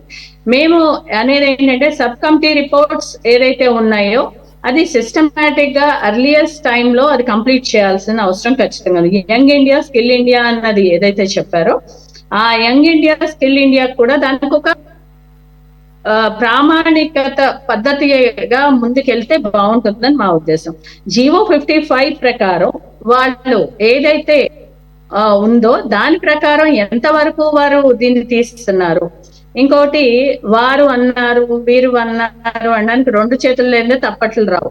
సో వీరు మాట్లాడడం అసలు సబ్జెక్ట్ వైజ్ గా మాట్లాడుకుని విమర్శించుకునే స్థాయిలో కాంగ్రెస్ పార్టీ చేయడం, వారు అన్నారు విలీనం చేస్తాను అని. ఒకప్పుడు కేసీఆర్ గారు విలీనం చేసేస్తామమ్మా మీకు టిఆర్ఎస్ పార్టీని కాంగ్రెస్ లో అని చెప్పడం జరిగింది. ఇవన్నీ కూడా బ్యాక్ వెళ్తే అవన్నీ విమర్శలే కాదు, అవన్నీ స్పష్టంగా ప్రజలు అబ్జర్వ్ చేశారు కాబట్టి ఇవాళ ఒక సమాధానం. అట్లీస్ట్ ఇప్పుడున్న ప్రభుత్వం అన్నా దాన్ని పరిగణంలో తీసుకోకుండా అవతల అపోజిషన్ వాళ్ళు అన్నా కూడా సబ్జెక్ట్ మీద దృష్టి పెట్టి డైవర్ట్ అవ్వాల్సిన అవసరం ఖచ్చితంగా లేదు వారికి. ఎందుకంటే ఇప్పుడు ప్రభుత్వం ఎందుకు ప్రజలు వారికి మ్యాండేటరీ ఇచ్చినప్పుడు వారు చేయాల్సిన పని ఏంటి, ఆ అసెంబ్లీలో ఏదైతే అమెండ్మెంట్స్ చెయ్యాలి, ఏ జీవోస్ తీసుకొస్తే మనకి రాష్ట్రానికి బాగుంటుంది అని అమెండ్ చేసి ముందు యువతకి, తెలంగాణలో ఉన్న యువతకి మీద శ్రద్ధ పెట్టి దాన్ని టైం అని అసెంబ్లీలో వేస్ట్ చేయకూడదు. ఎందుకంటే ప్రతి గంట కూడా అసెంబ్లీలో ఇట్స్ అ వాల్యుబుల్ టైం. ఆ టైం ని శ్రద్ధ తీసుకుంటే బాగుంటదని పెద్దలు ప్యానలిస్ట్ వారు కూడా చెప్పడం, ఈ రికార్డ్ ఆన్ రికార్డ్ ఉంది సార్. నేను కూడా ఎప్పుడన్నా మీతో కూడా, ఎందుకంటే ఎక్కడన్నా ఏమన్నా లేదు అన్న చోట కూడా ఉన్నాయా లేదా అని వెరిఫై చేసుకోవడం కూడా మా డ్యూటీ కూడా. సో మేమనేది ఇవన్నీ కూడా అఫీషియల్ గా economical times and Hindu paper లో వచ్చిన అఫీషియల్ రికార్డ్. అది కాకుండా ఇంకా ఎందుకంటే దగ్గర 2 hours కిషన్ రెడ్డి గారు ఎక్కడెక్కడ ఏం జాబ్. ఓకే మ్యామ్, అంటే అది యాక్చువల్ గా మన సబ్జెక్ట్ లో కాదు, నేను పర్సనల్ గా కూడా అడగడం జరిగింది. కారణం ఏదై ఉంటుంది, ఎందుకంటే వాళ్ళు ఎవరైతే ఉద్యోగాలు ప్రొవైడ్ చేస్తారో ఆ గవర్నమెంట్ నే మళ్ళీ కోరుకుంటారు కదా, వీళ్ళకి కూడా కావాల్సింది అదే కదా, మరోసారి అధికారంలోకి రావాలని ఏ పార్టీ అయినా కోరుకో ఉంటుంది. కాబట్టి ఎందుకని ఆ దిశగా చర్యలు చేపట్టట్లేదు అని చెప్పేసి నేను అడిగినటువంటి ఆ డౌట్ కి ఆయన ఇచ్చినటువంటి సమాధానం ఒక ఎగ్జాంపుల్ గా. కాబట్టి అదేమి కేంద్ర ప్రభుత్వం లేదు అన్న దానికి నా బాధ్యతగా ఉంది కాబట్టి నేను కొంచెం చెప్పడం జరిగింది. కానీ అసెంబ్లీ విషయంకి వస్తే మాత్రం అది సిస్టమ్ కాదు. ఎందుకంటే మనం పాలసీ మేకింగ్స్ లో ఎప్పుడైతే అసెంబ్లీలో అడుగు పెడతారో ఆ పాలసీస్ మన రాష్ట్రానికి ఏది బెనిఫిట్, మన రాష్ట్రంలో ఉన్న యువతకి ఎలాగ వారిని ముందుకు తీసుకెళ్ళాలి, స్కిల్ ఎలాగైతే వాళ్ళని ఎన్హాన్స్ చేస్తామో, not only that contractual jobs కూడా తెలంగాణలో చాలా వేకెన్సీస్ ఉన్నాయి. ఇవన్నీ కూడా భర్తీ చేస్తే, ఎందుకంటే ప్రతి ఒక్కళ్ళకి గవర్నమెంట్ ఉద్యోగం అన్నది రాదు, అది వాస్తవం. కానీ అన్ని రకాల ఉద్యోగాలు గనక భర్తీ చేస్తే ఆర్గనైజేషన్ ఎప్పుడైతే బలపరుస్తుందో ఆటోమేటిక్ గా మనకి సిస్టమ్ లో మన స్టేట్ పనులన్నీ అవుతాయి. Okay sir. Koteswara garu, you want to sum up with 1 minute or 2? సరళ మేడం గారు ఏ హిందూ పత్రికను గురించి అయితే కోట్ చేశారో, నేను ఆ హిందూ పత్రికలో వచ్చినటువంటి సమాచారాన్ని గురించే నేను చెప్తా. రైల్వేలో 2023 జూన్ నాటికి 2,74,580 పోస్టులు ఖాళీగా ఉన్నాయని చెప్పేసి కేంద్ర మంత్రి సమాచార హక్కు చట్టం కింద ఇచ్చినటువంటి సమాధానంలో చెప్పారు. విచిత్రం కాదు, గర్హనీయం ఏంటంటే అందులో ఎన్ని రైల్వే ప్రమాదాలు జరుగుతున్నాయో మనందరికీ తెలుసు. అందులో సేఫ్టీ అంటే రైల్వే రక్షణకు సంబంధించినటువంటి పోస్టులే 1,77,000 ఖాళీగా ఉన్నాయి. 2,74,000 ఇది మంత్రి ఇచ్చినటువంటి సమాధానం. ఇది అంటే రక్షణను కూడా పట్టించుకున్నటువంటి ప్రభుత్వం కేంద్రంలో ఉన్నది. మరి ఇంకా మిగతావి మేము అన్ని ఇచ్చాము, ఎన్ని ఇచ్చాము, జాక్ మేళాలు ఇచ్చాము, ఆన్లైన్ ఇచ్చాము, అవన్నీ అసలు ఇవ్వలేదని నేను అంటలే. ఇవ్వాల్సినవి ఎన్ని ఇచ్చారు? కీలకమైనటువంటి రక్షణ విభాగాల్లోనే 1,77,000 పోస్టులు రైల్వేలో ఉంటే కోట్లాది మంది ప్రయాణించేటువంటి ప్రయాణికులకి కల్పిస్తున్నటువంటి భద్రత ఏమిటనేటువంటి ప్రశ్న.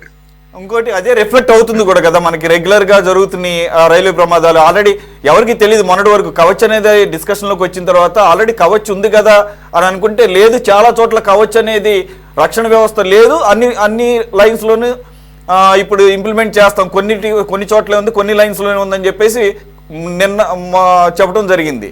మరి వీటన్నిటి మీద అవన్నీ అమలు చేయాలంటే మరి రక్షణ వ్యవస్థ ఉండాల్సిందే. మరి 2,60,000 పైన ఉన్నటువంటి వాటిల్లో 1,70,000 వరకు ఓన్లీ ప్రొటెక్షన్కి సంబంధించి దీనికి ఉన్నప్పుడు మరి ఆ దిశగా ఈ యాక్సిడెంట్స్ని అవాయిడ్ చేయడంలో ముందుకు పడాల్సినటువంటి అవసరం ఉంది. రైట్, ఎనీవే మనం మళ్ళీ డీప్గా ఎప్పుడన్నా ఏదైనా సందర్భంలో మాట్లాడదాం.